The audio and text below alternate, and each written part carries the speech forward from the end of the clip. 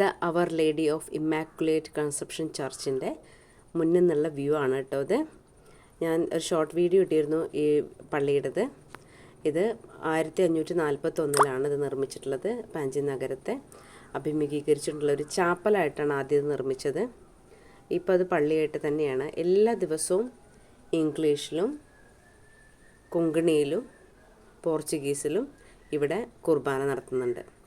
അത് നല്ല കുറേ സ്റ്റെപ്സൊക്കെ ആയിട്ട് അങ്ങനെ ഞങ്ങൾ ഭയങ്കര ഭംഗിയുണ്ട് കേട്ടോ കാണാൻ. ഫുൾ വൈറ്റ് ആയത് കാരണേ ഞങ്ങളിവിടെ ചെന്നപ്പോൾ കണ്ടൊരു കാഴ്ചയാണത്. എന്ന് വെച്ചാൽ നല്ല പ്രോപ്പറായിട്ട് ഡ്രസ്സ് ധരിക്കണം എന്നുള്ളതാണ്. ഇപ്പോൾ ഗോവയിലായതുകൊണ്ട് അങ്ങനെ ഫുള്ളായിട്ടും ഡ്രസ്സ് ധരിക്കാത്ത ആളുകളുണ്ട്. അപ്പം അവർക്ക് വേണ്ടിയിട്ടുള്ളതായിരിക്കും തോന്നുന്നു. അപ്പോൾ നമ്മളവിടെ പള്ളിയിൽ അമ്പലത്തിലൊക്കെ പോകുമ്പോൾ ഇങ്ങനൊരു ബോർഡ് കാണാറുണ്ട് കേട്ടോ, പ്രോപ്പറായിട്ട് ഡ്രസ്സ് ധരിച്ചിരിക്കണം എന്നുള്ളത്.